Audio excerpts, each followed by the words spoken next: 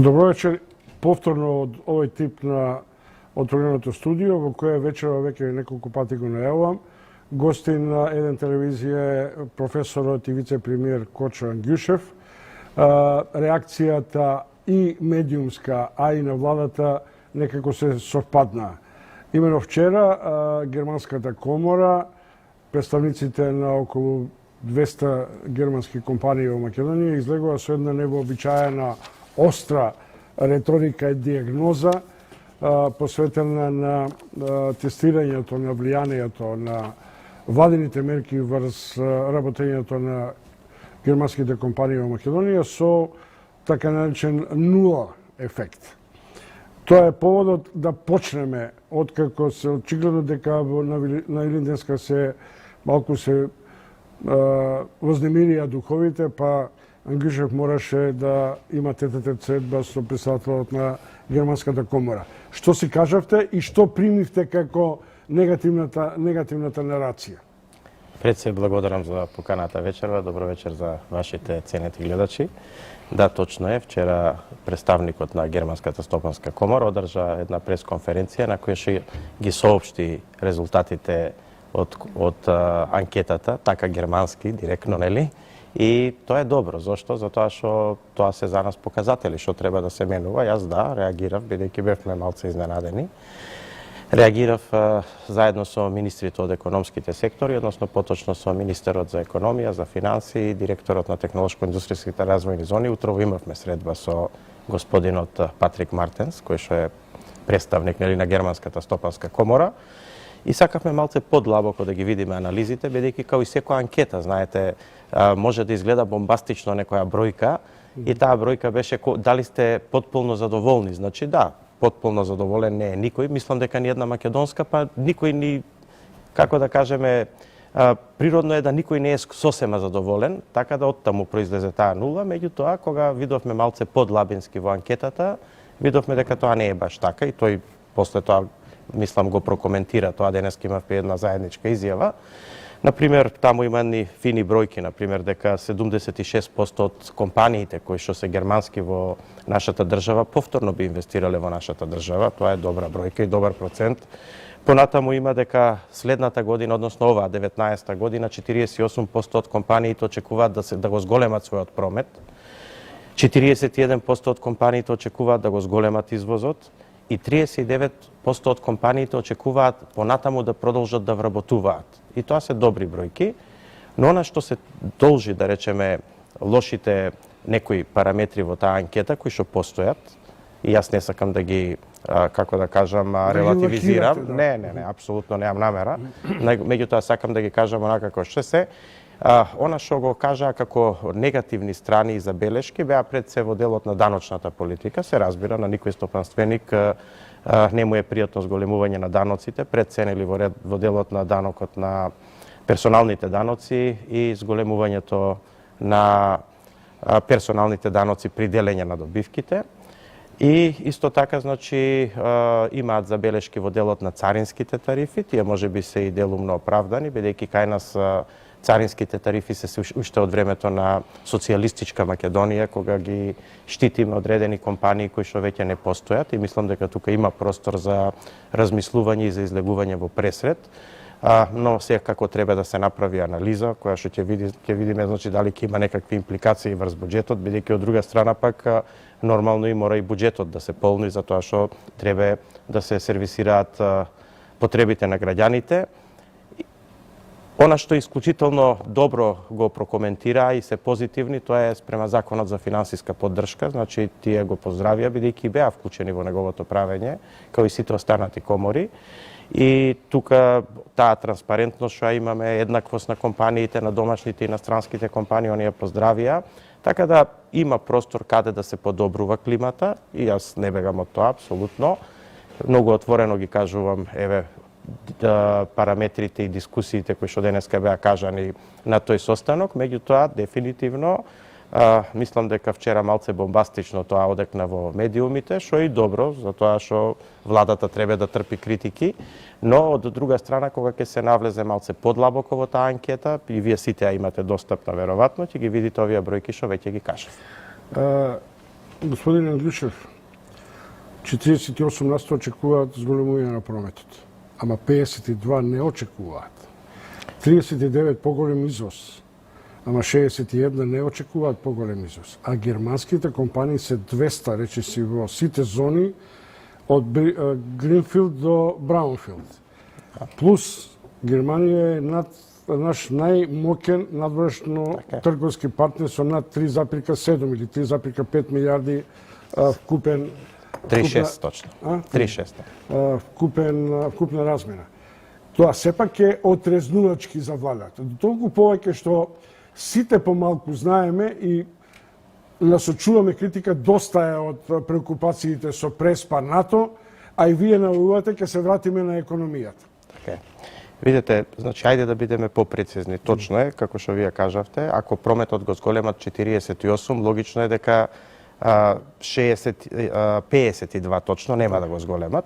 Меѓутоа, има и за тоа анкета, вика само 15 ќе го намалат, додека сите останати очекуваат да останат на исто.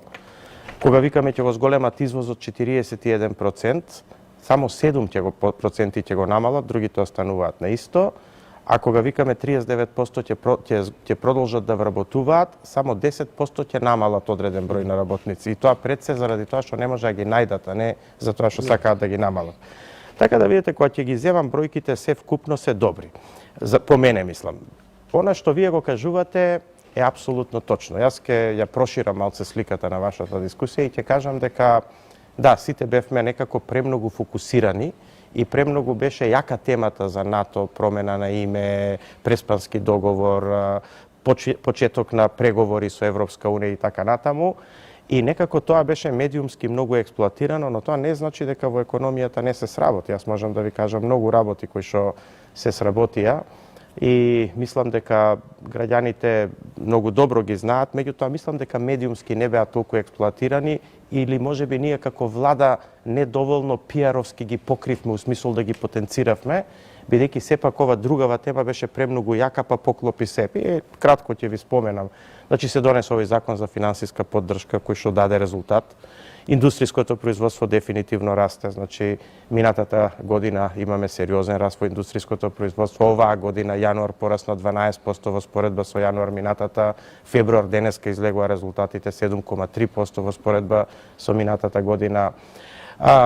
Бруто домашниот производ го затекнавме со минус 1,7%, тој на последниот квартал од минатата година достигна 3,7%, ако земете апсолутно, значи тоа е сериозна разлика од 5,4%. Така да, значи ако земете дека платите, нето платите се зголемија 50 евра, да речеме, во текот на една година, и тоа се статистички бројки од кои нема бегање, знаете.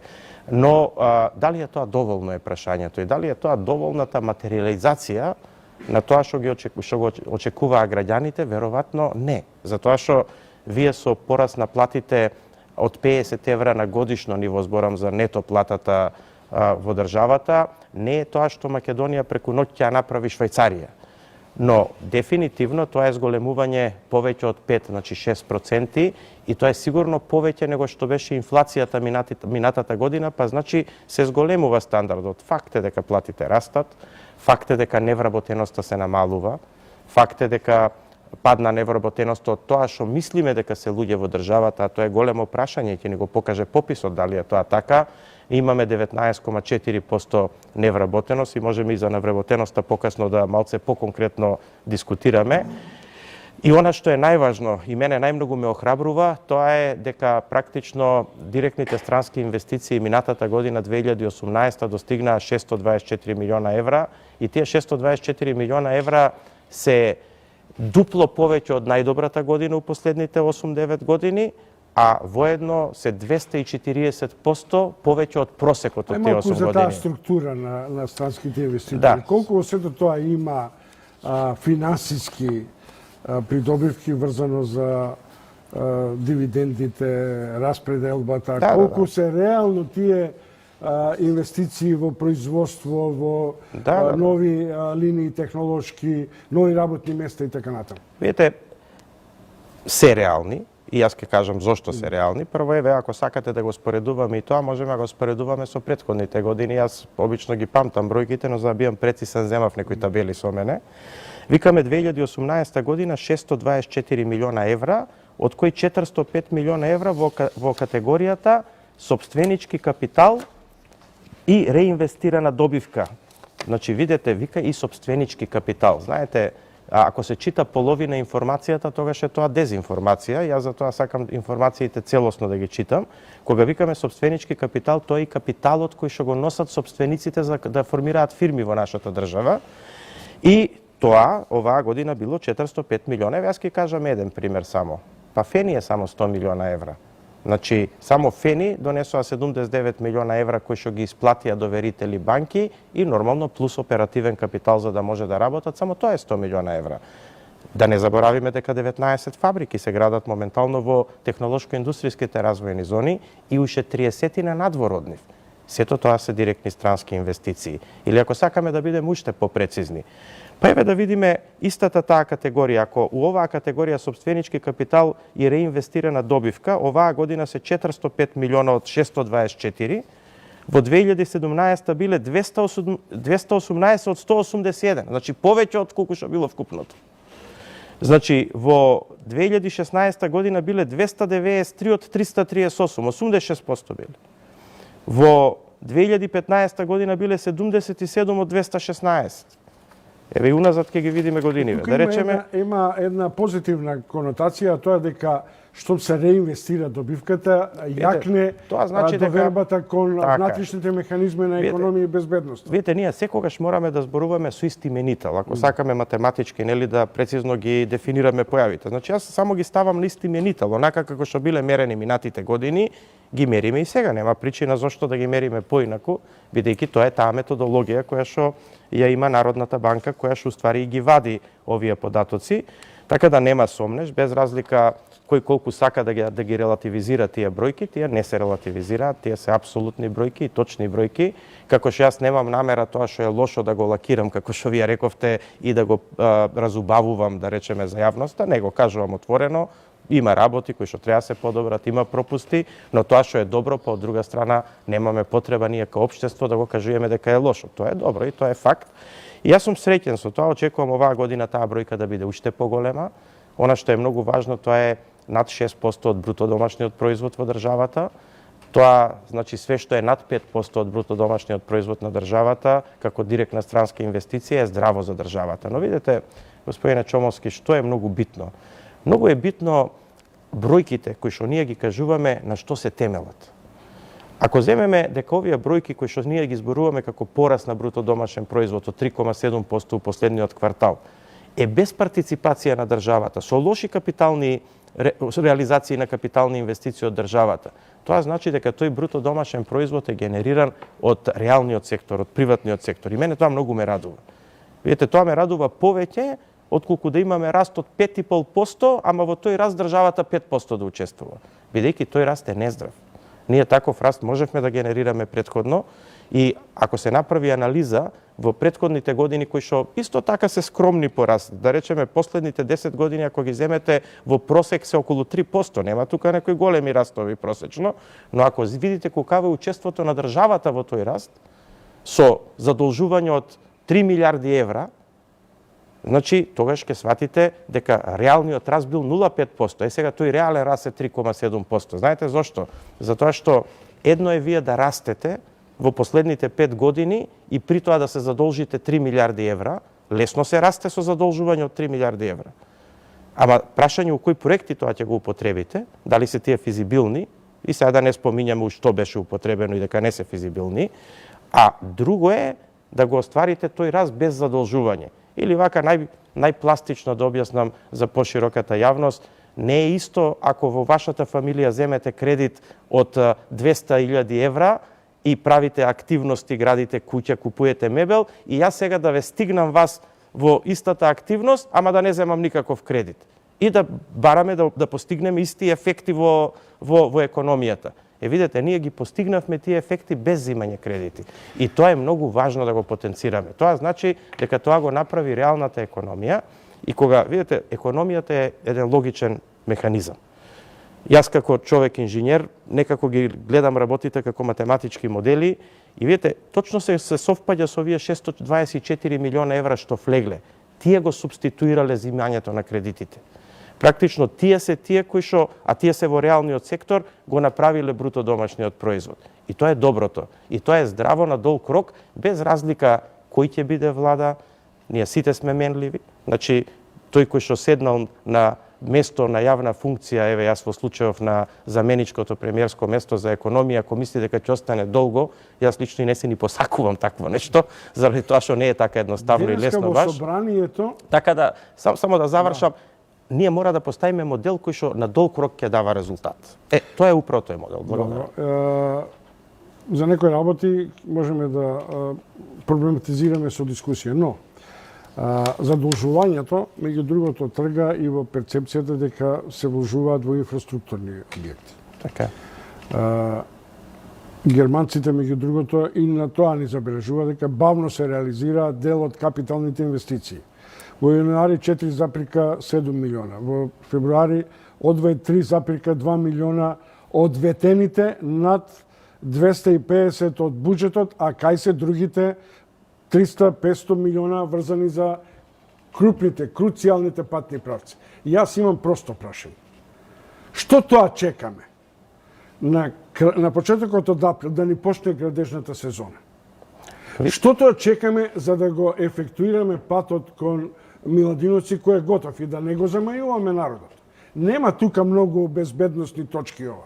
Ако тоа не ви е врзано за некаква пиар агенда за председателските избори, срамота е тој пат да не го пуштиме. Па вие добро шетате, во Германија во сред зима ги реконструираат патиштата. Срамота е да не почнеме да ја ефектуираме таа очекувана офанзива во капиталните инвестиции. Да, прави сте, значи ќе почнам од почеток, така како што го поставите, како што го поставивте прашањето. Видите, значи прво што чекаме со капиталните инвестиции? Не чекаме ништо апсолутно. Значи, прво треба да расчистиме дека градењето на патиштата не се во буџетот и не се капитални инвестиции. Тие се капитални инвестиции по својата природа, меѓутоа тие не се во буџетот. Да речеме парите конкретно за тој пат Миладиновци Штип, па и за Кичев Охрид, па и за многу други патишта во државата, тие се надвор од буџетот, бидејќи тие се средства така е, но тие не се во буџетот, не се во тие милиони евра, 250 што ги кажавте, таму се поеќе околу 400 милиона се капиталните инвестиции, дел се кредити, дел се сопствени буџетски средства. Она што вие го зборувате е во делот на капиталните инвестиции во буџетот и таму да, и оваа година на почетокот реализацијата е ниска и ќе ви објаснам зошто е тоа така. Секогаш, ако земете уназад со години, ќе видите дека реализацијата во првиот квартал е ниска. Зошто? Затоа што ние имаме механизам на буџетирање на годишно ниво. Тоа значи дека вие мора да го буџетирате проектот, па после да распишете за него тендер, па да тендерот заврши и да почнете да го имплементирате. Вие не смеете да распишете тендер ако тоа не е буџетирано. Првиот квартал секогаш се користи за буџетирање, односно за тендерирање на проектите. И тоа не е сега така. Сега малце, знаете, се прави околу тоа малце повеќе медиумски притисок и се дискутира. Но ако ги земете уназад годините, ќе видите дека секогаш така било, дека најголемата реализација е во третиот и четвртиот квартал. Но јас не бегам, иако вие не ме прашавте, јас сам ќе се искритикувам и ќе искритикувам владата, дека минатата година 2018 генерално беа лоши капиталните инвестиции реализирани. И тука има простор за многу подобрување и тука можам да објаснувам зошто е тоа така. Јас уште ќе ви искритикувам. Зошто, например, одедна се решивте на една социализација на долговите. 200 милиона им ги дававте на општините и ги простите долговите. 50 милиона. 50 милиона се дадоа на општините. Ама 50, а другите за покривање на долговите на јавните предпријатија? Тие се 50 милиона за покривање на долговите во општините. А кај се другите 150 од капиталните, од заштедените пари за капитални инвестиции кои владата ги пренамени? Едноставно не се потрошија, тие не се потрошија. Значи не станува збор дека тие сите се потрошија. Тука значи буџетскиот дефицит беше помалечок од планираниот. Така да се вратам назад на суштината. Сега да видиме околу тоа што се реализира. Видите, во јавното претпријатие за државни патишта оваа година реализацијата е, да речеме, ако јас имам некоја статистика со завршно со февруар, немам завршно со март, ако било 800 милиони денари минатата година, оваа година е 2 милиарди и 100. И тие не се во капиталните инвестиции. Значи, само таму ние имаме 30 милиона евра, кои што, уствари, извинете, колку ќе дојде малце повеќе, 35 милиона евра, кои што не ги гледаме тука во капиталните инвестиции. Јас очекувам тоа да се одрази сега во бруто домашниот производ во првиот квартал и мислам дека ќе има сериозен раст таму и во делот на градежништвото. Ќе зборуваме малце за структурата на тој бруто домашен производ и за стратегијата на Македонија, што мислам дека е најважно да зборуваме. Но да се вратам на суштината. Оваа година проектите се веќе поставени како што треба. Оваа година владата е многу фокусирана на капиталните инвестиции. На влада формиравме еден тим кој што го сочинуваме јас, на некој начин го водам тој тим, министерот за транспорт Сугаревски и министерот Крешник за економија, кој што водиме грижа за најголемите капитални проекти во буџетот, а тие се гасификацијата, тоа е правењето на железницата према Бугарија, тоа се значи за рурален развој проектите, значи кои што се во селата и така натаму, и тука посветивме доста пари. Сега ја минеме една програма од некои 30 милиона евра за изградба на патишта во руралните средини, бидејќи видите, ние од Македонија направивме една држава Скопје. Значи, стандардот на луѓето во Скопје и надвор од Скопје не е ист. И затоа ние мораме малце да посветиме внимание да го подобриме стандардот на луѓето надвор, бидејќи ќе направиме дупла штета. Со тоа ќе ги стимулираме или да ја напуштат државата тие што се надвор, или сите да дојдат во Скопје, што не е здраво. Знаете, мислам, 1/3 веќе од населението од нашава држава, а пописот ќе ни каже точно колку живее во Скопје, што не е здраво за самата држава и нормално не е здраво за градовите кои што полека одумираат, а не треба тоа да го дозволиме. И затоа многу пари таму детерминиравме, но да не должам многу, најголемите 15 на капитални проекти ќе ги пратиме на месечно ниво и ќе има динамика точно за реализација. Јас ќе бидам прв критичен према сите директори и сите, да речеме, јавни службеници кои што тоа нема да го реализираат. И мислам дека оваа година ќе биде добро. Добро. За класификацијата и руралниот развој имам уште многу серија на подпрашања. Например, се согласувам со теза дека сите стремат кон урбаните центри и кон Скопје и дека ние може би треба да го земеме хрватско-словенечкиот пред се модел во кој само развојот на рурални центри може да го ослободи притисокот кон Љубљана или кон другите пазари на трудот и на работната сила и на инвестициите. Но, професор Ангишев, прашање кое сите си го поставиме. Зашто, например, веќе готовите трасирани патишта, патни делници... Ви останав должен одговор за Миладиновци Штип. Извинете. И за тоа пак ќе се вратам на Охрид. Сега гледам дека тоа го направи, го прашавте, а јас не ви го одговорив. Не сакам да изгледа дека не сакам да го одговорам. Видете, Миладиновци Штип, автопатот е готов. И тоа е точно, значи не е таа констатација неточна. Значи, ако гледате подлогата, патот, оградите, зборам за заштитните огради за автомобили, тие се готови. Она што недостасуваат две работи. Прво, не е ставена до крај заштитната ограда, значи мрежата, она обичната мрежа за животни да не претрчуваат на патот. И отворено зборувајќи, имаше можност и идеја да се пушти привремено, затоа што законската регулатива го дозволува тоа, да го пуштите во времен режим на работа и да го доправите. Меѓутоа, видете, малце размислувавме околу тоа и можевме да направиме пиаровски настап. Да, вие викате, ние го чуваме за избори, ние не смееме да го пуштиме во фаза на избори. Ние сега, ако сакаме медиумски да го пуштиме, мораме после избори, бидејќи сега веќе после 1 април не смееме ништо медиумски, што е, да речеме, со државни пари правено да пуштаме во работа, освен тековни активности. Така да не е таа причината дека ние сме сакале пиар да правиме со тоа, него малце проценувавме, видете, дали ние да го пуштиме партот да се гради, но дали има цена едно претрчано животно и една сообраќајка, дали има цена за пуштање на патот. Бидејќи, видите, се сеќавате точно тие денови кога сакавме да го пуштиме патот, заради лошо обележување, само иницијативно некој возрасен човек, мислам на 86 години беше, удрил во некој сообраќајен знак таму. Ако ме разбирате, тој само иницијативно влегол на патот, тој не е пуштен, ние не можеме сите да ги спречиме и проценивме дека се додека не биде направен до последно онака како што бараат безбедносните услови, нема да го пуштиме. И втора причина има, а тоа е, знаете, има една група на куќи кои што биле комплетно испуштени. Значи, тие, доколку го пуштиме патот и ги заградиме оградите, тие ќе немаат никаков пристап на аутопат. Ќе треба возат негде 10 км за да пристапат. Сега ги правиме и за нив пристапните патишта, но ово е второстепено. Првостепено беше да тој пат биде навистина до крај безбеден. И еве ја во детал ви кажувам. Значи, безбедноста не беше завршена само во делот на жичаната ограда за спречување животни да испаднат на патот. А сепак тоа е таму трасата по која што тој пат оди. Квадратни метри треба да се постави жичана ограда. Па многу. Со сериозна оператива тоа може да се направи за 2 месеца. 2 недели. 2 месеца. Кога вика владата за 2 месеца, градежиците велат за 2 недели. Не, видете, објективно е 2 месеца. Тоа е, видете, сепак тоа е автопат 60 на километри. Од двете страни треба да се постави 120 км таква мрежа. Не е тоа баш така за во 2 недели. Зошто не ги пуштаме готовите траси на патот Кичево Охрид? Па нема готови траси, за жал таму нема готови траси. Таму има траси кои што можат брзо да бидат готови. Да речеме трасата која што е од Врбјани до Охрид, тоа е рамниот дел која ќе се спуштите од планината после Кичево. Тоа не е започнато, тоа е 20 км. Па не, тоа не е занемарително, но тој не е асфалтиран, не е готов. Тоа е направене, да речеме, подлогата е скоро направена, треба да се направат.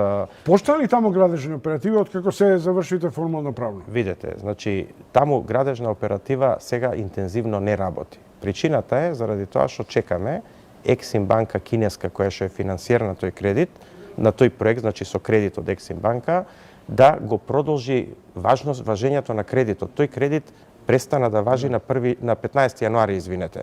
И сега ние чекаме секој ден да добиеме продолжение на тој кредит, за да можеме интензивно да работиме. Вие знаете дека во држава доколку немате обезбедено финансиски средства, односно сигурни, вие не смеете да ги трошите. Се останато е направено. Сакам само да потсетам, еве кога викаме дал нешто се сработило, и една од тие работи. Таму се предоговорија цените за дополнителните работи со подизведувачите и изведувачот Синохидро, и таму се заштеди само 92 милиона евра и мислам дека тоа јавноста убаво ја информиравме. Тој проект беше во една тешка ситуација. Јас гледате избегнувам во последните мои настапи, бидејќи оваа влада веќе е 2 години, уште малце до јуни, и мислам дека е неумесно да ние уште викаме тоа што претходната влада не. Тоа е веќе завршено, тоа можеме на почеток, така. Сега веќе ние треба да кажеме што сме направиле. Да, таму ги коригиравме сите грешки, ги препроектиравме сите проблеми, ги предоговоривме цените со што заштедивме 92 милиона долара од 92 милиона евра средства на граѓаните, и мислам апсолутно дека тој пат ќе има сериозна реализација, само ја чекаме оваа одлука. На 16 април имаме состанок со премиерот на Кина во Дубровник, има оној стандарден самит 16+1 на кој што ќе одиме премиерот, ќе ја води делегацијата, јас, министерот Сугаревски, и се надеваме дека до тогаш ќе имаме таа добра информација. Иначе се е спремно, оперативата е спремна, договорите се подпишани, и тој пат ќе биде сериозен импакт во делот на градежништвото, бидејќи таму има уште над 300 милиона евра за градење.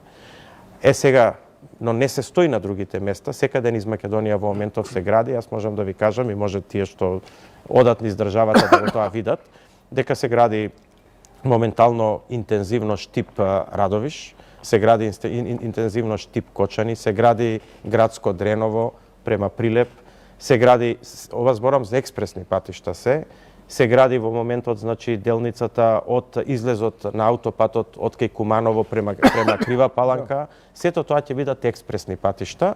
Мислам дека тие се најоптимални за државата. Миладиновски Штип дефинитивно ќе биде пуштен не повеќе од месец дена, да речеме, од сега, и тој ќе биде пуштен онака како што треба, со сите безбедносни стандарди.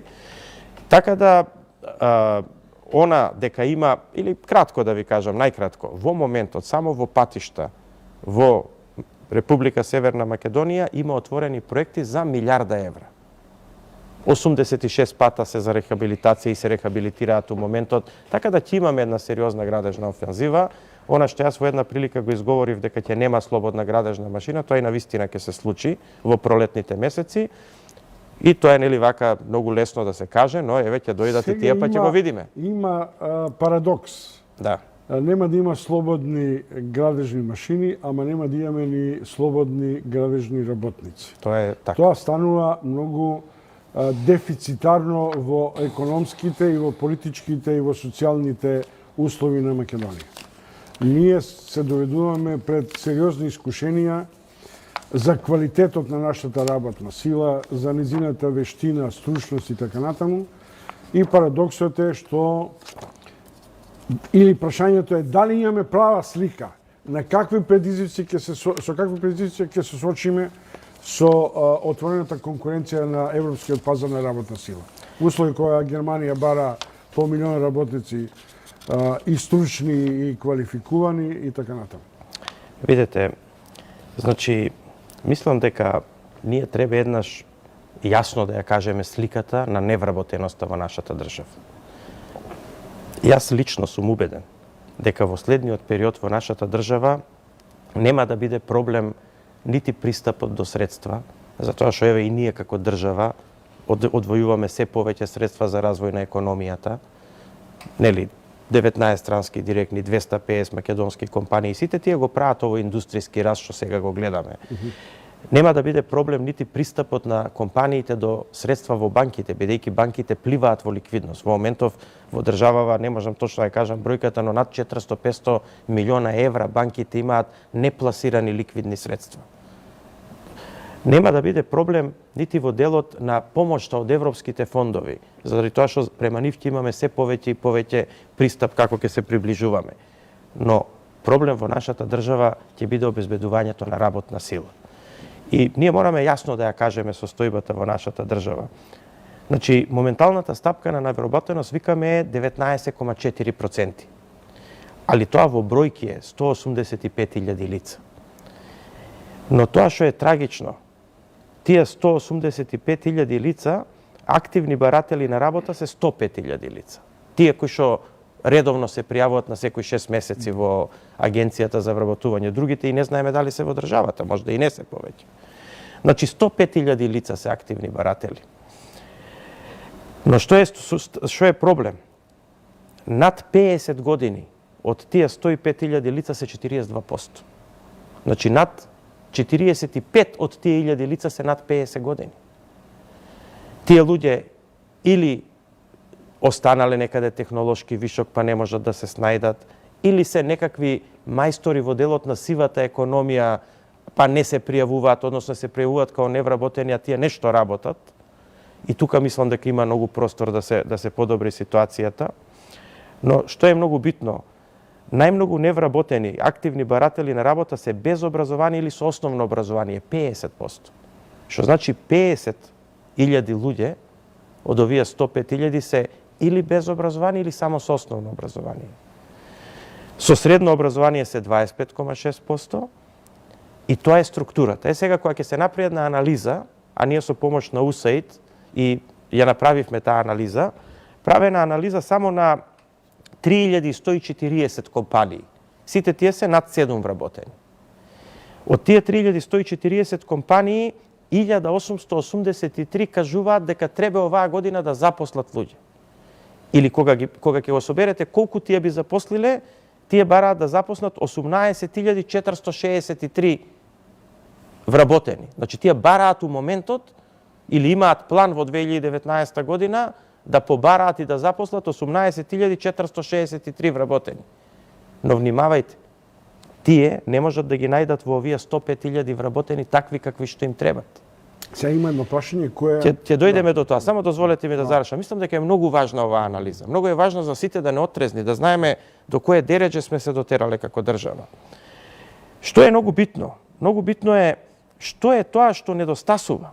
Значи, кога ќе прашате што се овие 18.436 луѓе, по какви професии се бараат, ќе видите дека се бара, еве сега ќе ви прочитам, машински инженер, градежен инженер, програмер, електротехничар, машински техничар, шивач, келнер, готвач, пекар, слаткар, заварувач, бравар, столар, чевлар, возач на товарно возило, автомеханичар, електричар за одржување, оператор на CNC машина. Во овие 105.000 невработени, овие што се бараат ги немате. Што значи што е сега тоа што треба да се направи? Од тука треба да се извади диагноза. Прво, ова е резултат на еден девастиран образовен систем, девастиран. И ние тоа мора отворено да го кажеме. Која е таа држава што во последните 9 години отворила 94 факултети, ние толку сме отвориле 94 факултети. И 24 направен факултети и експозитури разни. Да, на 1,5 милион жители колку што има веројатно одржива, нека има и 2. Не знаеме точно колку имат, пописот ќе ни го каже тоа. Така, значи сега вкупно имаме 190 факултети у држава. Добро, ама сега има едно прашање, чекајте само. 95% од средношколците одат на универзитети. Тоа е као да ги качите на еден мост што се вика Надеж и да не им кажете дека на таа страна од мостот има провалија. Значи, ние мораме да го смениме образовниот систем, ама тоа нема да е брзо резултат. Тоа ќе даде по 5, 6, 7 години. После 10 години. Нас ни треба такутни мерки. Или многу е прост заклучокот, само ќе ми дозволите да заклучам. Извините што сум екстензивен, али мислам дека е важна. Ние мораме од овие 105.000 луѓе, од овие 50% кои што се без образование или со основно образование, да ги преквалификуваме во овие струки кои што тука се бараат. Тоа е решението. Добре. И затоа... Ама го имате германскиот модел на дуално образование. Тоа е друго. Имате англосаксонскиот дел каде што да. има финансирање за образование. Ама перманентно. повторно дуалното образование е образование 3-4 години. Јас зборам веднаш. Што измисли, која мерка ја воведовме? Значи преку Агенцијата за вработување, Министерството за труд и социјална политика во соработка со економските сектори многу добро ги детерминираше мерките. Оваа година 20 милиона евра од буџетот одвоивме да овие луѓе ги преквалификуваме во ова што треба. Значи ние ако сте вие стопанственик, ви викаме земете некој од нив, бидејќи вие нема да го земете, оти не ви врши веднаш работа, 6 месеца ние ќе го плаќаме како држава. Вие обучете си го кај вас во фирма како ви треба, за која професија ви треба и од тука натаму само ќе имате обврска да го запослите и да тој работи. Значи, овие мерки мора стопанството да ги користи и оваквата објективна ситуација да ја надминеме. Бидејќи се додека овие луѓе кои што се водат без образование или со основно образование, тие се над 50.000, чекаат некако да се запослат без никаква квалификација, компаниите не можат да ги земат пошто тие немаат квалификација и не може да ги носат, да го носат товарот да ги плаќаат за да ги учат, еве ние како држава ќе одвоиме пари да тие се преквалификуваат. Јас ги замолувам или се обидувам уште еднаш да ја промовирам ова програма на Агенцијата за вработување да ја искористат стопанствениците. Тие пари се на располагање и добро е да ги искористат. Добро, за оваа програма и со Јовановска овде разговаравме во студиото, но поштувани гледачи, следете ТВ интервју на неделата со професор Кочо Ангјушев, вице-премиер во владата на Зоран Заев. Ги чувте генералните обсервации за стратешките правци и очекувања за макроекономската и микроекономската политика во Македонија. Пред да ги отворам телефоните за едно провокативно прашање, економијата пред искушение, владата во исчекување, сакам да добијам една вест, бидејќи јас во принцип интервју правам за да направам барем една вест. А веста е дека Ципрас доаѓа со 70 бизнисмени во Македонија. Може би и повеќе. Што е таа офанзива? Дел од политичкиот дил или реален интерес за продлабочување на инаку релативно добрите економски релации меѓу Скопје и Атина? Видете, ние сме упатени најмногу да соработуваме у нашиот регион и тоа секогаш било така. И во времето кога политичките односи помеѓу нашата држава и Република Грција не беа баш најдобри, да речам, и тогаш имаше сериозна економска соработка и тогаш Грција беше една од првите три, да речеме, се менуваа нели на тоа на првите места. Германија е секогаш убедливо прва, па после второ, трето место, али Грција е тука секогаш некага. И била партнер, значи втор, трет партнер на Република Северна Македонија во трговската размена и во економската соработка. И природно е да сме упатени едни на други. Тука не упатува и Солунското пристаниште, кое што е најблиското наше пристаниште за ефтин транспорт на нашите роби. И ако видите дека Солунското пристаниште во најголем дел работи за македонските компании, тоа е и најдобар доказ за таа работа. Со ова не би рекол дека се сака да се покаже некаква политичка порака. Не, мислам дека тоа е природен след на политичките настани. со затоплувањето на односите, со решавањето на долгогодишното проблематично прашање, ја мислам дека се отвараат многу простори за економска соработка. Мислам дека ќе го решиме и проблемот со двојното оданочување, да се тоа избегне. Мислам дека голем број на инвестиции ќе дојдат од таму во нашата држава и како Гринфилд веќе можам да ви кажам дека, да речеме, Дојран Стил најавува за инвестиција од 75 милиона евра. Многу компании најавуваат инвестиции, зборувам во делот на производството, во делот на фабриките. Така да, мислам дека е тоа нормален и природен след на ова што се случува. Кога, знаете, ќе направите добар амбиент, во тој случај и економската соработка се одвива подобро. Можам да ви кажам, например, дека после подпишувањето на договорот со Бугарија, во рамките од една година 11% порасна размената со Бугарија. Сега исто имаме такви двоцифрени растови и на размената со Грција, што е добро. И тоа, да речеме, ќе ја прави климата за економска соработка. И мислам дека ако ги размириме уште овие економски бариери во делот на двојното оданочување, дека тоа уште повеќе ќе порасне. Бројката на стопанственици која што ќе дојде со цифра се уште не ја дефинитивно знаеме, иако мојот кабинет е организатор, да речеме, на тој стопански оддел од тој треба да биде обзнанен утре, значи тие да пратат дефинитивна бројка. Мислам дека таа бројка ќе биде и поголема од 70. И тоа е добар знак. Има протоколарна манифестација или имате реален економски диалог? Имаме реален економски диалог, се разбира, и ќе има и протоколарен дел, ќе дојде скоро пола влада од Грција, значи ќе имаме и заеднички владени и пленарна сесија и B2B средби, значи билатерални средби помеѓу соодветните министри, но и стопанствениците ќе имаат B2B средби, значи тие побара практично да од оваа страна им обезбедиме македонски компании кои што ќе бидат заинтересирани да соработуваат со нив. На тоа интензивно се работи овие денови и јас очекувам голем настан, мислам дека можеби и најголем досега од, да речеме, политичко-економска природа каков што би бил овој. Во делот на државната економија, значи ова е приватната економија, ние таа ја стимулираме, ја поддржуваме, државата секако не е таа што треба да се меша во приватната економија, ние треба да ги обезбедиме условите за тоа. Но она што као држави треба да го направиме, јас би дал приоритет на еден проект кој што мислам дека е круцијален за нашата држава, а тоа е да направиме гасен интерконектор, да не звучи многу абстрактно, значи цевка нова за гасовод нов да се поврземе со Грција, бидејќи нашата држава во моментот е поврзана само на една гасоводна цевка према Бугарија и тука монопол има Газпром и ние плаќаме една од најскапите цени за газ во Европа, веројатно и во регионот. Таа гасоводна цевка ќе оди кон новите нафтоводи? Таа гасоводна цевка ќе се спои со гасоводниот систем на Грција, некаде кај Неготино, значи од наша страна, бидејќи сега се гради, нели, до Неготино е веќе стигнат гасоводот, со грчкиот гасовод, а од таму веќе ќе има контакт и со ТАП, значи проектот, и со LNG терминалите, значи тоа се резервоарите за природен газ, каде што се носи газ од Америка, од Катар, од секаде, што значи со тоа ќе се создаде една конкуренција, да вие можете да купите газ од каде ќе имате најевтин. Видете, бизнисот со газ, бизнисот со струја, е исто како и патиштата. Вие едно го плаќате производот, као што овде го плаќате транспортот, и ќе си го купите од кај сакате, а баш како го плаќате користењето на инфраструктурата, као што плаќате патарина кога се возите со автомобил или камион, така ќе го плаќате користењето на цевката. Така да, значи, сега немате избор, сега морате да купите од едно место, а тогаш ќе имате избор, ќе можете и со тоа самото, нели,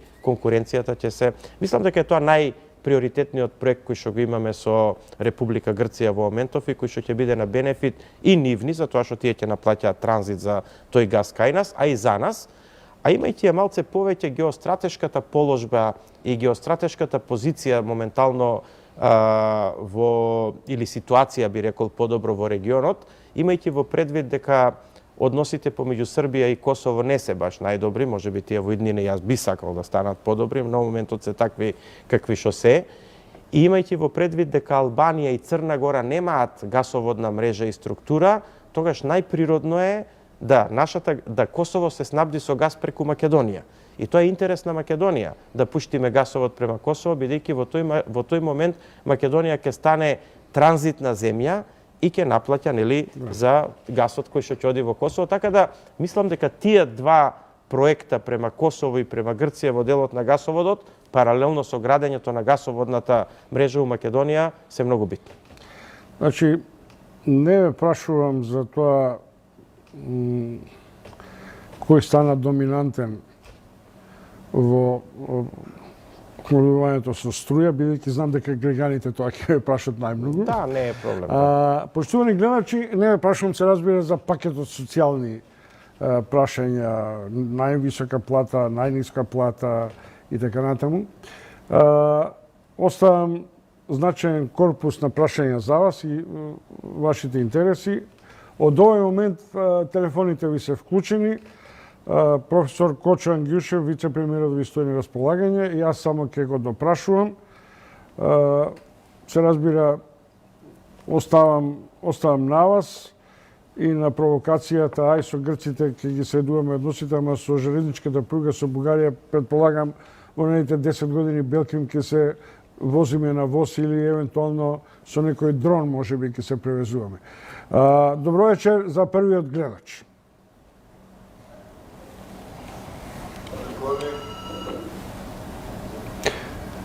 Ако има гледач да вклучиме, па ќе одиме на реклами. Ако не реклами, кратко и потоа диалог на граѓаните и на нашите гледачи со вице-премиерот Кочо Ангјушев.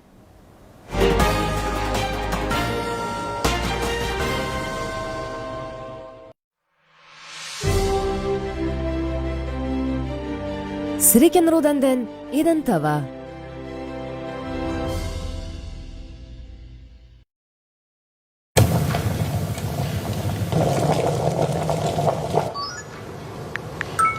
Вака ли треба да изгледаат нашите заеднички утра? Сигурно не.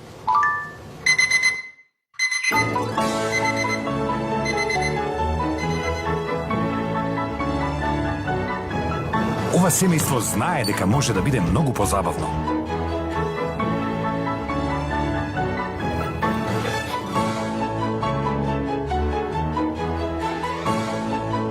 Направете го вашиот дом паметен со Smart Home. Користете технологијата за добро.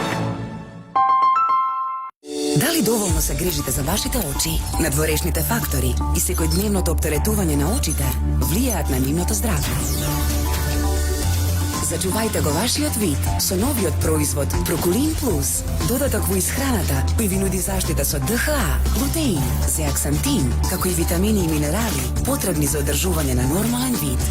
Прокулин Плюс за секојдневно одржување на видот.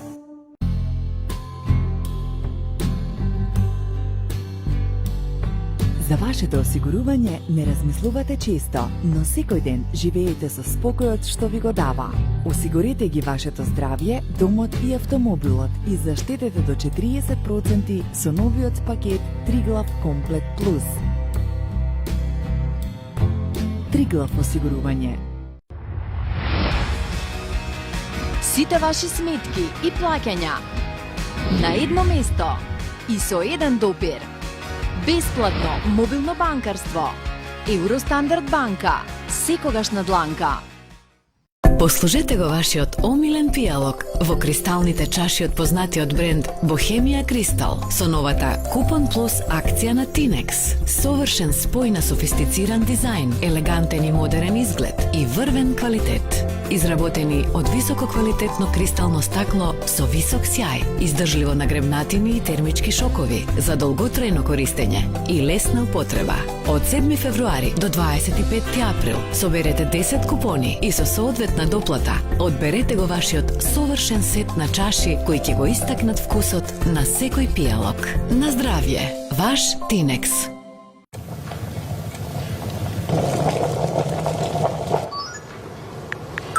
Вака ли треба да изгледаат нашите заеднички утра? Сигурно не.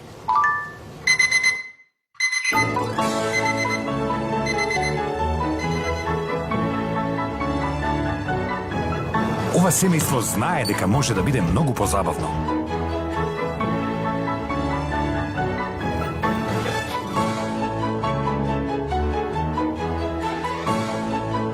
Направете го вашиот дом паметен со Smart Home. Користете ја технологијата за добро. Пелистарка ви подарува апликација за здрав живот, здрави навики и здрави одлуки во 2019. Календар со спортски настани, културни случувања и празници. Организатор на вашите секојдневни обврски. Подсетник за тоа колку вода пиете во текот на денот. За здрави одлуки во 2019. Пелистарка.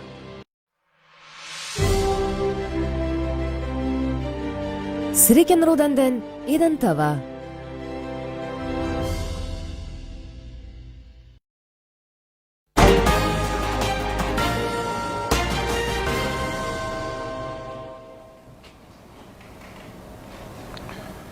Четврток, утре петок во ова студио ќе почнеме со планираните одбележувања на личности и настани поврзани со едногодишнината од формирањето на 1 ТВ.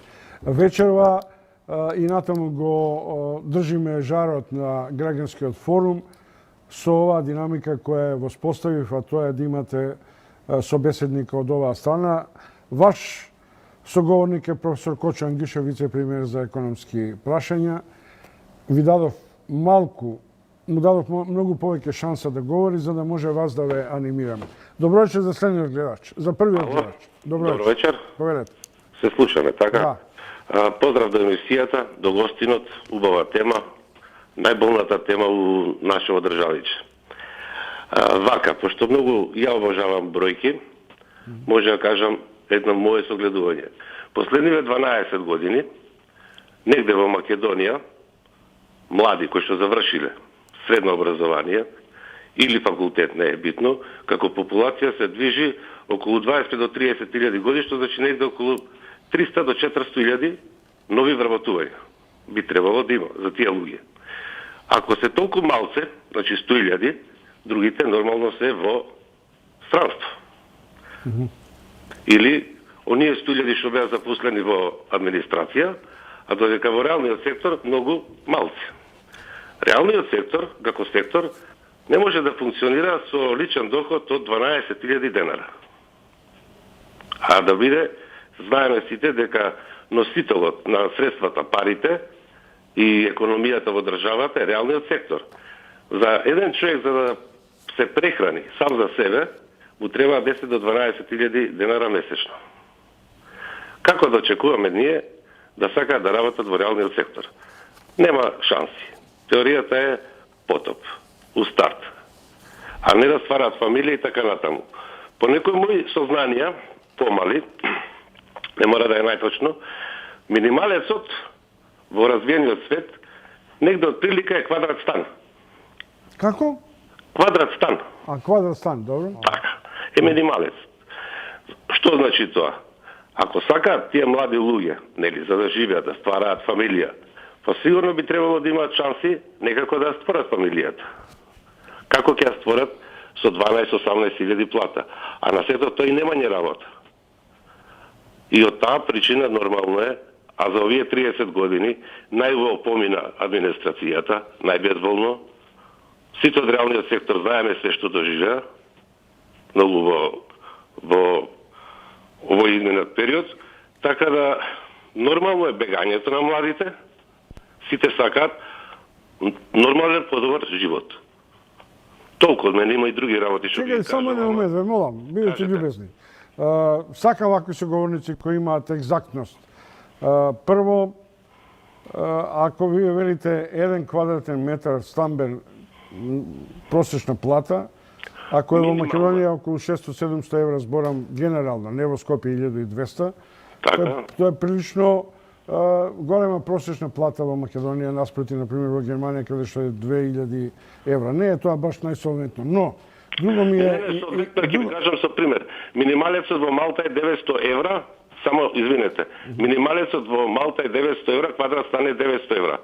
Во Маđарска, во Будимпешта, 900 евра е минималецот, или некој од прилика малце повисок, не минималец, некој 700 евра е, околу 900 евра е квадрат стан. Да. И да не ви редам по светот. Добро, се вака. Јас ќе го да речем обликувам прашањето, но ќе се држам до вашите факти. Така. Колку професор Ангишев реално македонската економија, реалната македонска економија може да издржи просечен личен доход. Просечна плата.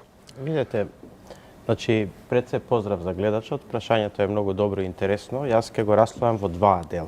Значи, првиот дел е, да, во право се. Ако е минималната плата 200 евра, тоа не е достоен живот. Значи, тоа не е доволно за достоен живот. Тоа е плата за преживување. И прашање и тоа, ако е една во семејството, треба да се бар две такви, за да може да некако се закрпи. Меѓутоа, видите, друго е прашањето. Ние треба да ја растеме платата не вештачки. И таа, јас сум многу убеден, бидејќи ви ги прочитав бројките. Гледате, се бараат 18.463 лица кои што ги нема на пазарот. Значи, платата ќе расте природно, бидејќи тоа ќе го наметне ситуацијата на пазарот. Пазете, се отвараат 19 нови фабрики као странски инвестиции, 30 паралелно други кои се надвор од зоните. Резултат на тоа е ова. Значи, платата порасна 50 евра само во една година, следната ќе порасне веројатно и повеќе. Тоа што ние го викаме дека до крајот на мандатот платата ќе стане 500 евра, зборам за нето платата, тоа е баш така. Ако само уште ги тргнеме, значи сивата економија, веројатно таа и сама по себе ќе порасне. Но јас поинаку би рекол, видете, мене ме загрижува иселувањето, но вие не можете на младите луѓе да им забраните да се иселуваат. Но јас друго нешто би ги стимулирал. И сега тоа е вториот дел од оваа работа. Значи, првиот дел од прашањето е дека платите нема да растат како резултат на минималната плата, него тие ќе растат како резултат на реалната економија и реалното барање на вработени на пазарот. Сега тоа дал ќе може компаниите да го издржат? Знаете, ќе го издржат тие кои што ќе бидат продуктивни и конкурентни у светот. Зошто? Затоа што ние збориме во главно за индустрија. Ние немаме друга шанса во државата, тоа баш кога ќе го збориме, освен индустрија, земјоделие, градежништво и трговија. Тоа се нашите столбови. Ние немаме море, немаме газ, немаме таков туризам и така, иако тоа све може да се подобрува, туризам, услуги, но ова се столбовите. Ако зборувате за индустрија, вие морате да зборувате за извозно ориентирана индустрија, иначе која е индустрија за нашиот македонски пазар? Ако извозно ориентирана индустрија, цел свет ви е конкуренција. И таму нема милост. Значи таму мора да даете квалитетен производ, подобар производ за да поминете и за да продадете. Сега, кој тоа ќе го издржи? Компаниите мора брзо да се технолошки развијат. Значи мора брзо да ја дигаат продуктивноста. А тоа ние им помагаме со ова што ги воведовме мерките за финансиска поддршка. И затоа викам, тие се многу добро димензионирани и поздравени се од сите, бидејќи даваат резултат, тоа го гледаме. Сега, тоа е едната работа. Но јас, младите луѓе би ги стимулирал да направат предприемаштво. Значи да станат сопствени вработени. И точно една од мерките во Агенција за вработување е да добијат грант пари да формираат сопствена фирма. Видете, пораката моја до сите нив, и помлади, и повозрастни, не е битно. Формирајте сопствена фирма. Јас ќе ви дадам еден пример кој што може на прв поглед изгледа многу едноставен, многу банален, меѓутоа такви се тие примери кои што го создаваат светот. И ако ги видите, и најголемите компании денеска трнале од такви примери. На пример, денеска во нашата држава се увезува во голема количина помфрит. Значи, во кеси, од Белгија во главно. Јас бев изненаден кога го видов тој податок. Јас, значи, како човек со дух кој што има предприемаштво, и така сум почнал во животот, јас одма знам што би направил денеска да сум млад. Значи, зошто се увезува помфрит? Бидејќи денеска ни една сендвичара, ни една кафана не купува свеж компир па да од тоа прави нели помфрит, него едноставно купува кеси, става во фритеза. Ама завртувам тезата, да имаме доволно компир за помфрит. Дослушајте ме сега, веднаш тоа до таму ќе дојдеме. Што мене ми треба? Сега ќе речете, па не е така едноставно да направите. Едноставно е, 50.000 евра кошта машината. И веднаш, низ пример ќе им кажам на младиве како да направат бизнис. Нека се здружат двајца партнери, веднаш автоматски ќе земат 10.000 евра од фондот од Агенција за вработување. Нека аплицираат, машината кошта 50.000 евра, нека аплицираат во фондот за иновативност, за иновативност, ќе добијат 70% од машината, значи 35.000 евра. 35.010, 45.000 евра, државата ќе ги помогне у старт од машина што кошта 50.000 евра. Што треба да направат? Да најдат двајца земјоделци, тројца, 5, 10 во Крива Паланка и во Берово, има компир, да им го откупат производството, односно да им гарантираат дека ќе им го откупат производството за тие да насеат, А овдека од друга страна да се растрчаат по сендвичарите и кафаните во Скопје да го тоа продадат. Јас ви гарантирам дека ќе имаат успех. Тоа ќе биде сигурно поевтино него увозни од белгиски. Мислам дека ние премногу ги учиме нашите млади луѓе дека треба некој да ги запосли, некаде да се запослат. Мислам дека треба малце повеќе да им вградиме дух на предприемаштво. И еве јас дадов еден конкретен пример. Овакви можам 10 да дадам сега вечерва. Чекајте, немојте да ги отворате сите. Добро вечер за следниот гледач. Добро вечер. Повелете. Поздрав до гостинот за емисијата. Мој впечаток е дека еден од факторите за нормален развој на малите предпријатија е и лошата финансиска дисциплина, фактички закон за финансиска дисциплина во државата. Сакам да слушнам неговото мислење како скопанственик во тој поглед, бидејќи непочитувањето на финансиската дисциплина, неплаќањето помеѓу фирмите, многу мали фирми ги кочи во нивниот развој и раст. Сакам да слушнам мислење на гостинот. Добро, благодарам. Јас не сум сигурен дека најдобро слушнав што беше прашањето. Финансиска дисциплина и меѓусебното плаќање на меѓу компаниите и така натаму. Да, за жал. Особено тоа е на граница и со тоа дали нам не ни се јавува се поинтензивно сивата економија, каде што се одлива значаен дел од доходот. Видите, за жал, повеќе пати во минатото имаш обид да се реши проблемот со финансиската дисциплина меѓу компаниите, но за жал тоа беше све неуспешно. Нели имаше една заложница, па некаков закон за одреден број на денови и така натаму. Знаете како, кога ќе единствен начин тоа да се санира е пак да го направи пазарот. Во моментот кога веќе никој не ќе сака да даде роба на одложено или на многу одложено, веќе автоматски тоа ќе го направи, ќе го регулира процесот да тие кои што сакаат да земат мора да платат. Кога побарувачката ќе порасне повеќе од понудата, а ние сме многу блиску до тој чекор, тогаш тоа ќе се случи да веќе вие нема да сакате да дадете, нема да бидете уценети да мора да дадете. Сега уште сервисите се во голема мерка уценети, меѓутоа мислам дека сите оние кои што прават било каков производ веќе не се во ситуација да чекаат многу денови наплата. И мислам дека тоа полека се решава, но повторно нема државата тоа да го реши со ниеден механизам како што и не го решила во минатото и како што не го решила во ниедна друга држава. Пазарот тоа ќе го направи и јас сум тука оптимист. Значи, видите, пак ќе го повторам тоа што го кажувам. Јас ги охрабрувам сите млади луѓе. Сега е моментот да направат фирми. Сега имаат многу мерки како тие фирми да бидат поддржани. Сега е моментот како да станат сами сопствени сопственици. Не мора тоа да се компании со 100, 200, 500 вработени, тоа нека се мали компании. Значи, видите, не постои метална индустрија во моментов што нема потреба од време на време некој да му направи некакви делови бидејќи немаат капацитет.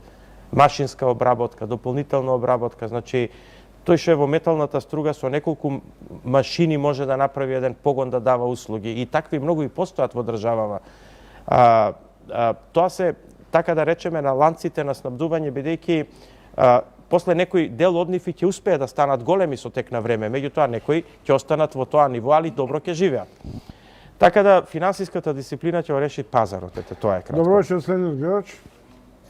Добро вечер. Добро вечер, повелете. Поздрав до вас и до гостинот и годишнината ваша. Благодарам. Во врска со искажувањето претходно што беше околу бројките невработени, структура на вработени, структура по образование, по старост и така натаму, многу пластично ги кажа господинот заменик премиер и да инсистира кај владата да направи стратегија во делот на образование да се аномалиите што ги кажа да побрзо се отстранат. Чисто сугестија. И една друга вака, дали не мора ни да каже директно во колку нема податоци, меѓутоа регионот околу Струга Охрид е наш туристички регион, најголем. И населението кој живее во Источна Македонија, Штип, Струмица, Беро, Кочани и да не ги редам сите, патувањето до Охрид е навистина тешко. Пред малку го спомна меѓу другите инвестиции брзиот пат Градско-Дреново. Бидејќи ја го знам тој регион, па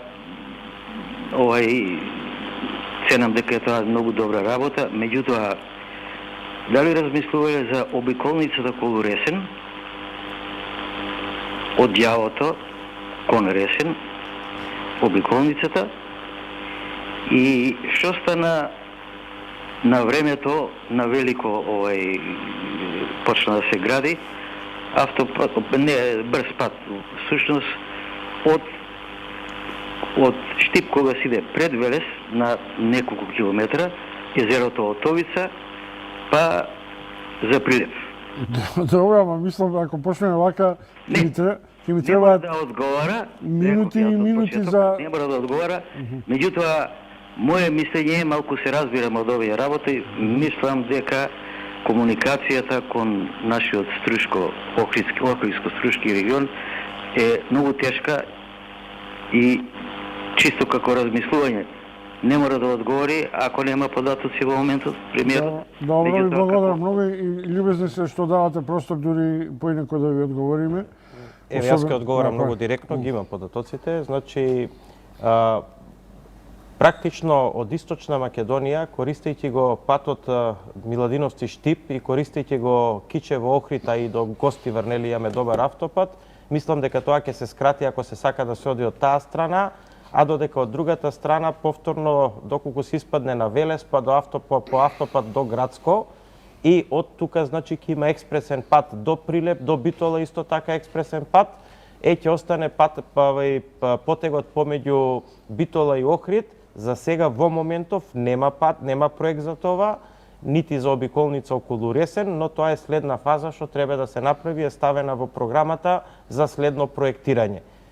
Така да, практично, со решавање на експресен пат помеѓу Битола до Охрид, практично Битола Ресен па Ресен Охрид, мислам дека Охрид и Струшко ќе го доближиме значително до целиот источен дел на Република Северна Македонија. Добро, имам прашање од вообичајна Facebook комуникација, анонимно сака да биде. Ќе помогнете за Пелагонија? За Пелагонија која? Земјоделскиот комбинат. Земјоделскиот комбинат. Видете, не сум вклучен јас во тој процес, сепак тоа е процес кој што е процес помеѓу банките како кредитори на земјоделски комбинат Пелагонија и сопствениците на тој комбинат, нормално менаџментот и вработените. Ние како влада будно го пратиме тој процес, пратиме што се случува таму. Би помогнале секако да се најде, доколку е тоа потребно, доколку сакаат и кредиторите, значи банките и сопствениците, да се најде странски инвеститор кој би вризгал пари, кој што би ја санирал состојбата. Гледаме дека сопствениците некако се обидуваат да избалансираат и да ја држат состојбата стабилна, се надеваме дека во тоа ќе успеат, но главно треба да се научиме дека тие кои што ги дале парите за да работи тој комбината, тоа се банките. Доколку менаџментот и сопствениците не можат да ги вратат тие пари према банките, банките се тие кои што ќе одлучат што ќе се случи и како ќе се управува во ЗИК Пелагонија.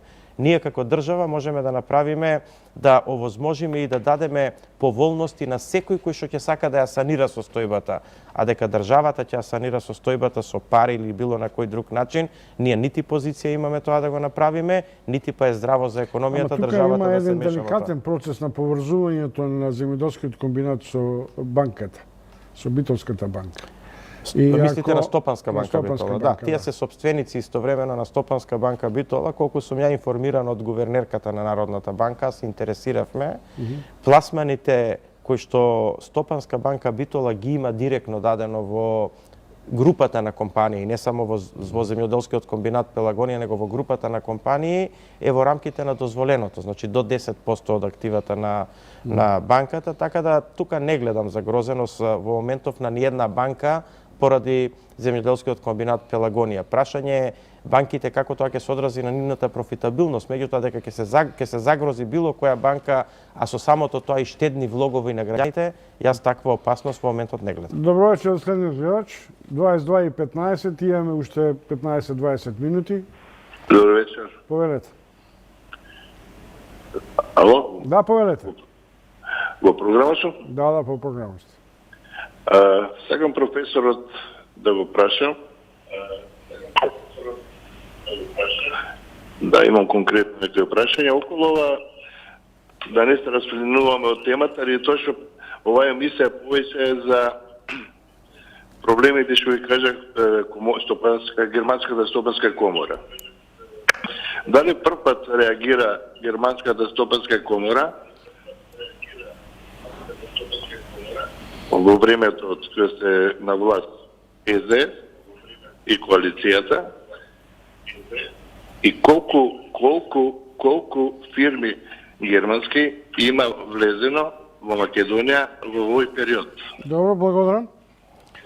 Значи не е прва реакција од Германската стопанска комора, као што и не е прва реакција од ниедна комора. Се разбира, ние имаме редовна комуникација, она што не е отворено за јавност на нивно барање, тоа е, ние имаме квартални состаноци со сите германски инвеститори во нашата држава, јас ги водам тие состаноци, тие овие проблеми ги наведуваат. Видете, не постои компанија никаде во светот која што нема ни еден проблем. Така и кај нас компаниите имаат одредени проблеми. Се разбира, кажав веќе, имаат одредени забелешки на царинските стапки, имаат одредени забелешки на воведувањето на персоналниот данок, имаат одредени забелешки во некакви административни постапки и процедури во нашата држава пред се тие што се надвор од технолошко-индустријските развојни зони. Иначе во нашата држава има околу 200 германски компании, од кои последните 2 години, да речеме, имаат можеби дојдено над 10% од тие. Од друга страна, тие вработуваат околу 20.000 вработени во нашата држава, значи значителна е таа бројка. Додека анкетата за која што зборуваа вчера, односно, да, вчера ја објави анкетата и ние денеска за таа разговаравме, е направена од 41 компанија, значи не од сите 200. Така да ние и понатаму ќе продолжиме да имаме со нив комуникација редовна.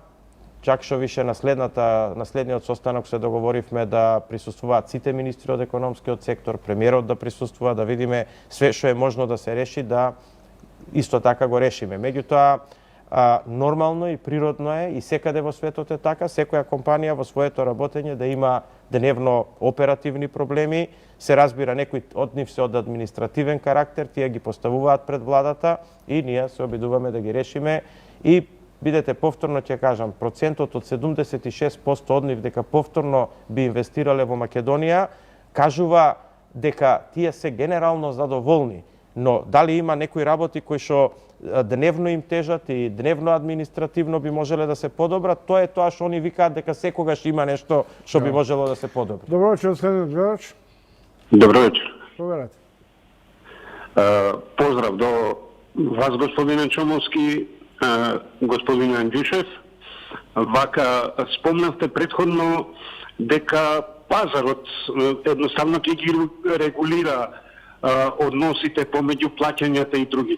Меѓутоа, мене ме интересира еден друг дел од пазарот, кога ја кажувавте онаа структура за невработените.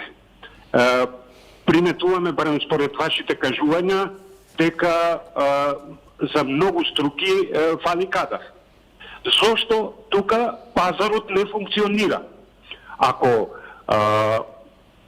на стопанството му е потребен некој кадар, нема раст на платите. Кој вика тоа? Што се случува? Погледате ги компјутерските кадите во IT секторот. И не само во IT секторот. IT секторот е само еден сектор. Погледате ги во електро и машинските кадри.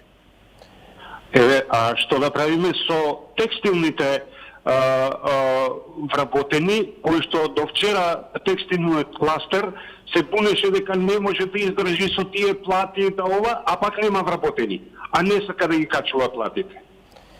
Во тој смисол, да речеме, не само IT секторот, машинското и ова, тоа знаеме. Меѓутоа, во другиот сектор, конкретно, не сакам, го спомнате претходно, ракувач на CNC машини.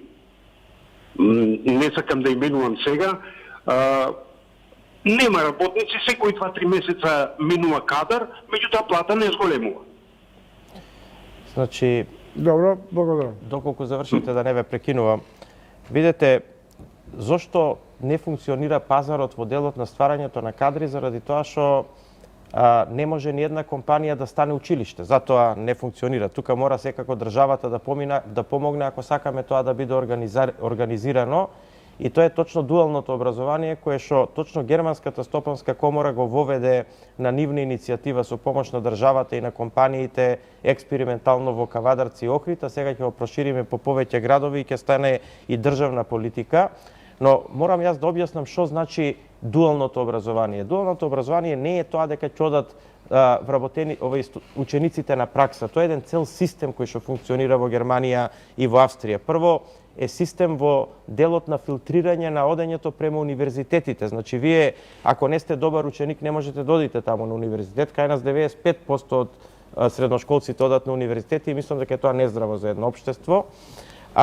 Понатаму, второ е дека мораме да ги смениме законите во делот на вработувањето, бидејќи тој што ќе оди во дуално образование веќе од 16 години е вработен, му тече стаж. Тој оди делумно во училиште, делумно оди во компанијата каде што се едуцира, но тој не му е ускратено правото да после одреден број на години кога ќе одработи, значи повторно оди на универзитет и затоа ќе видите во Германија многу студенти што почнуваат да студираат на 23, на 24 години, бидејќи тие поминале преку дуално образование, одработеле одреден број години во стопанство и решиле дека сакаат да студираат. Значи, тоа ќе биде дозволено, значи тоа не е трагедија голема да вие не отидете веднаш на универзитет, бидејќи секој ќе си направи математика дали му се исплати повеќе да почне да работи на 16 години, па ако има добра струка, видете денеска еден оператор на CNC машина спомнавте вие, не е тајна дека јас нели во пред да бидам премиер, заменик премиер во владата и се уште сум собственик, тогаш и менаџирав метална индустрија, денеска вие не можете да најдете CNC оператор на CNC машина испод 25-30 илјади денара нето плата, 500-600 евра нето, ако е тој добар и 700 евро нето плата. Пазете, тој е човек кој што завршил точно дуално образование. И ако е тој добар и зима 700 евра плата од својата 18-19 година, па зошто тој би студирал да заврши, не знам, на 25-6 години и да ги зима истите тие 700 евра плата, ама да почне од 25 години да ги зима. Значи, ќе почнат луѓето да си прават математика, што е подобро, што е за нив поисплатливо. Така да, како да ви кажам, затоа не функционира бидејќи не било возможено да функционира тој пазарен механизам во образованието, а сега ќе постои. Но тука имаме уште два проблема. Тука треба и стопанството да свати дека овие млади луѓе треба да ги прифати. Еден дел треба да инвестира во нивното образование, давајќи им плати уште додека учат, за да во иднина има кадар. Бидејќи тоа е на некој начин јавно-приватно партнерство. Државата организира систем, меѓутоа и приватните стопанственици финансираат во тоа. Но тука третиот најголем проблем што го имаме не е толку проблемот со учениците или со државата или со стопанствениците, тука морам да кажам дека е најголем проблемот со родителите. Бидејќи, ајде да се прашаме искрено, колку од родителите се денеска спремни на 16 години да одлучат дека нивното дете ќе биде оператор на CNC машина, заварувач, не знам, електромонтер и така натаму. Сите некако сакаат децата да бидат инженери, адвокати, доктори и така натаму и ги сите стимулираме да одат на универзитети. Ама, професор Гјучев, ако ја следам логиката на извештаите на УЕП, 16 годишно момче, мислам, од Велес, минатата година пријавил 16 или 17 илјади евра вкупен приход. Тоа е, нема родител кој нема да прифати 1100-200 евра да му носи синот или керката дома врз основа на умешност со што има. Тоа е креативноста на денес. Да, видете, тоа е еден случај и тоа е добар случај и тоа е тоа што јас го кажувам цело време. Видете, треба ние да стимулираме младите да бидат предприемачи. Тоа е момче веројатно од IT технологиите. Не знам, ќе видиме. Предпоставувам, можда ќе испадне, јас не знам точно кој е случај. Добро вечер, следниот гледач. Ало? 22-25, ваш соговорник е вице-премиерот Кочо Ангјушев. Уште 5 до 6 минути, два-тројца наши гледачи може да дебатираат со професорот Ангјушев. Добро вечер.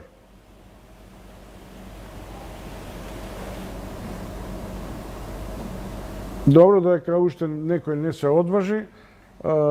Има едно прашање кое разни луѓе, разни новини од различни англи ви го поставуваат, тоа е вашето улога околу ФЕН и санирањето. За мене, Останува впечатокот дека Фени е еден добар пример во македонската посттранзиција во која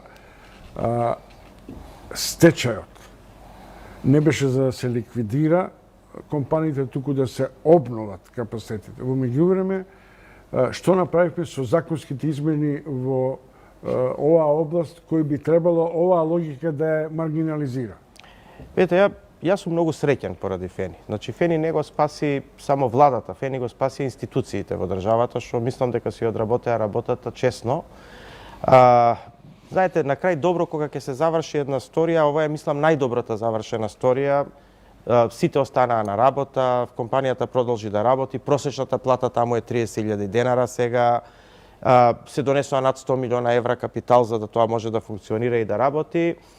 Мислам дека ние ги додржавме сите критики во владата, веројатно јас најмногу, но и премиерот и сите што беа во тоа вклучени, иако ние се држевме само до нашиот капацитет да охрабруваме инвеститори тоа да дојдат, додека другото го правеа судот, стечениот управител и така натаму.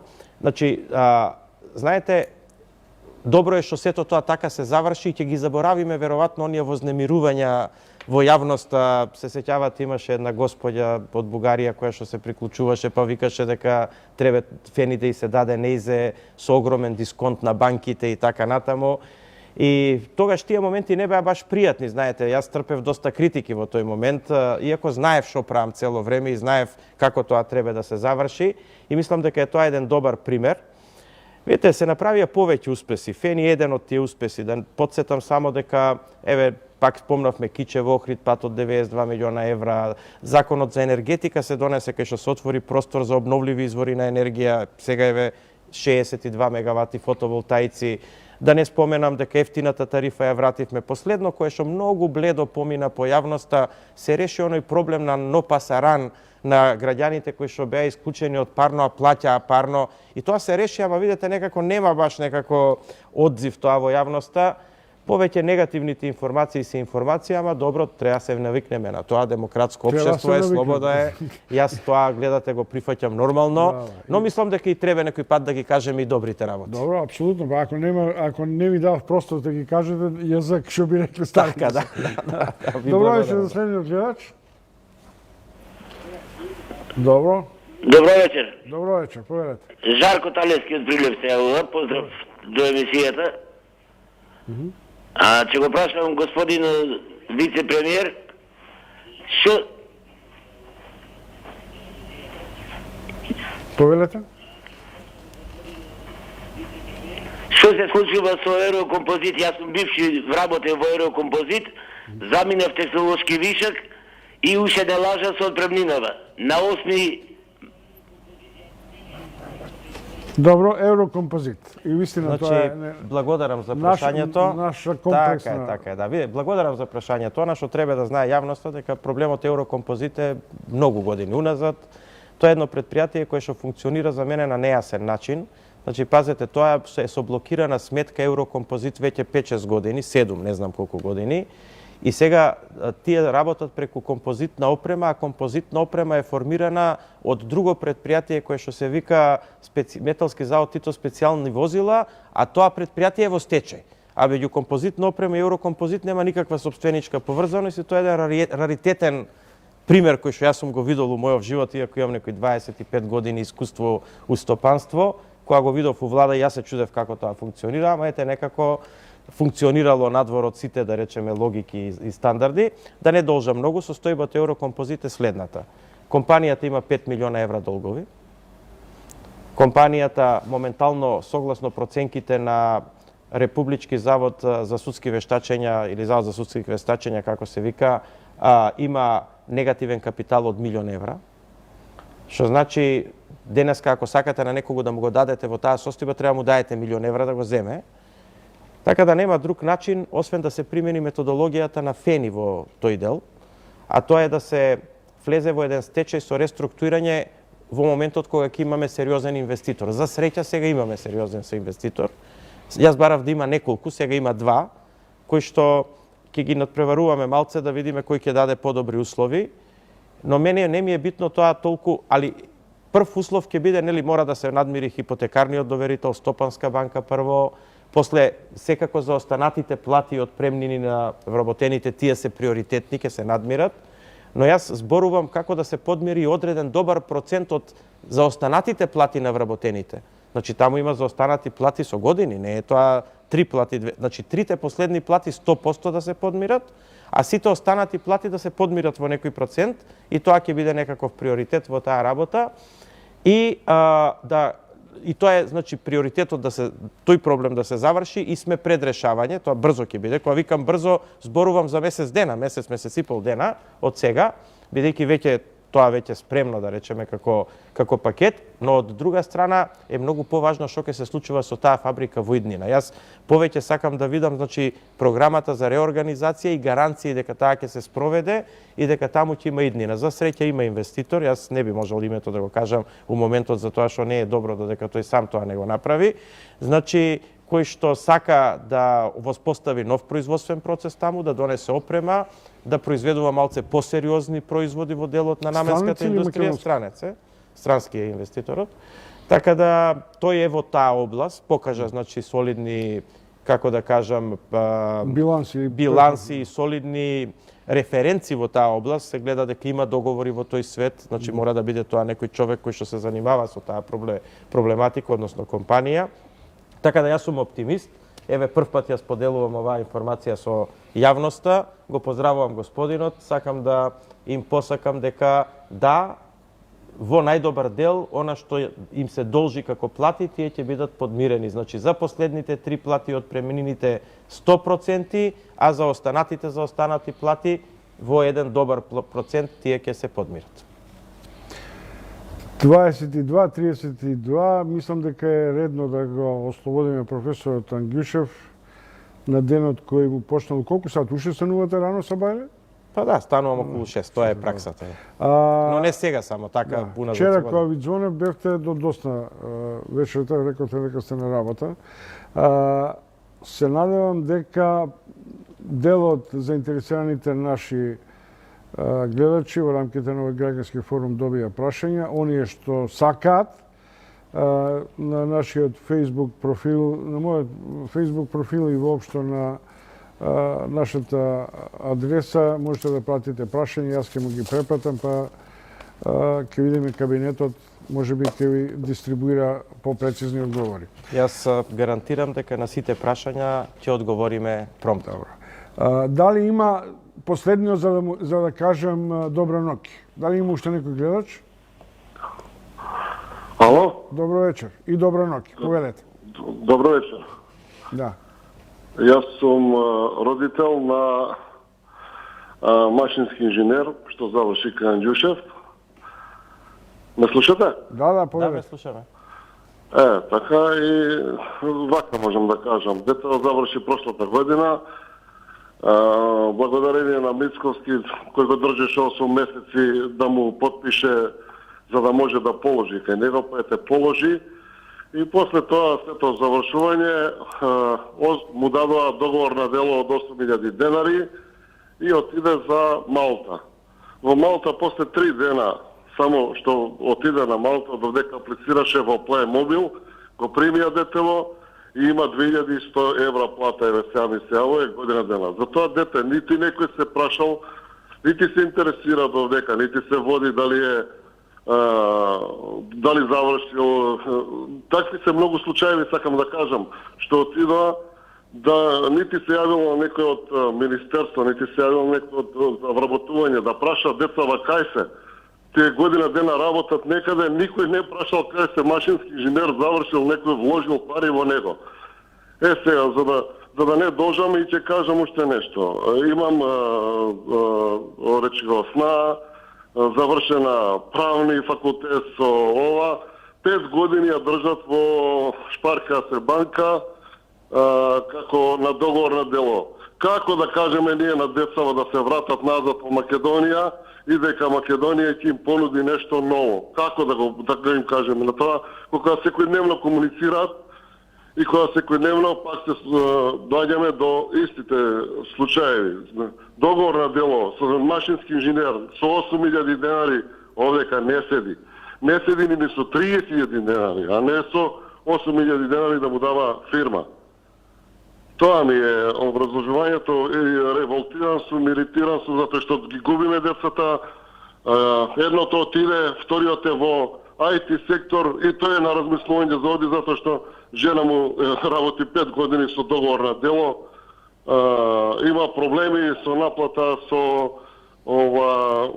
фондот за иновации и ред натака и ред натака. Јас сум во железница 30 години со проблеми и не може да им кажеме на децата на ваков начин. Нешто мора се смени, чипот во главата мора да ни се смени, иначе ги изгубиме сите деца.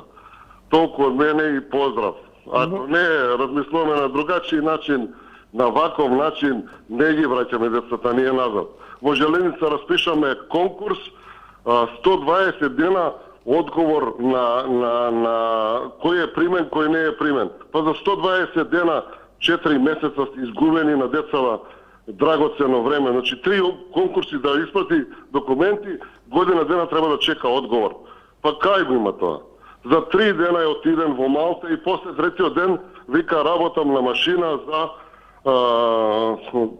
не знам јас како е машина која ги прави играчките за децата. Мора да се смени чипот во нашата глава, мора да се смени начинот на примање и на отпуштање за да нешто направи. Иначе вака само ги губиме децата, че ги школуваме и ги даваме како готов кадар да си одат во странство. Поздрав до емисијата, да ценам гостинот, ја ценам и емисијата, затоа и се јавив и... Ви благодарам многу, иако судејќи по ова што го кажувате, баш и не ви е многу пријатно за добра ноќ, но ви посакувам барем мирна ноќ. Практично ги обединивте сите дилеми кои беа поставени низ прашањата на Ангјуша. Повелете. Поздрав за господинот. Значи, неговиот син машински инженер, еве, колку разбрав и ми бил студент, се надевам по-добро памти. Она што можам да го кажам, на списокот на барани професии во нашата држава е машински инженер на првото место. Мислам дека, не знам зошто бил во ситуација да работи за 8.000 денара, кога јас еве лично доаѓам од машинска индустрија и во делот на енергетиката и во делот на машинството и на машинската индустрија. Во Велес ние моравме да носиме инженери од Радовиш, од Свети Николе, од Кавадарци, кои што работат, бидејќи немаше повеќе инженери машински. Мислам сега е таква ситуацијата и во Скопје. Значи, јас го охрабрувам тој да се врати во државата и нема да работи на машина, можеби нема да зима 2100 евра, тоа е со реалната ситуација во нашата држава, но тој многу брзо ќе дојде до плата од 1000-1200 евра во нашата држава и мислам дека со тие пари ќе живее поубаво него на Малта со 2100 евра. Што се однесува до снаата, јас не го знам случајот, се разбира во Шпар Касе зошто е тоа така, но за жал правничката професија денеска не е курентна во смисол на тоа дека има доста правници незапослени и затоа веројатно си дозволуваат одредени компании да ги држат под договор на дело, а синот од IT индустрија, колку што разбрав, има аплицирано во Фондот за иновативност. Таму се прави, значи, ревизија сега само на програмите, се бираше компанија на тендер за ревизија и парите ќе бидат исплатени од фондот. Апсолутно немојте да имате грижа по тоа прашање. Јас него лично го охрабрувам да остане во државата, да формира чак што иши и своја фирма.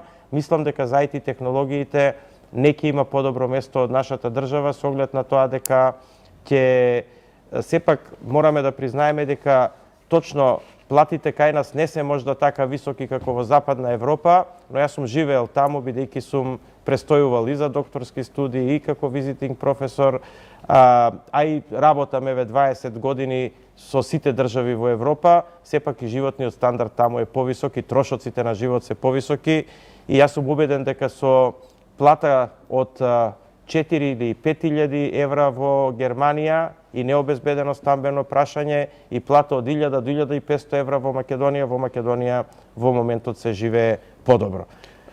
Професор Ангјушев, има едно прашање, иако малце го пролонгиравме крајот. Ама ми се чини вредносно интересно. Дали владата размислува за промена во исплатата на платите со преоѓање на исплата на саатнина?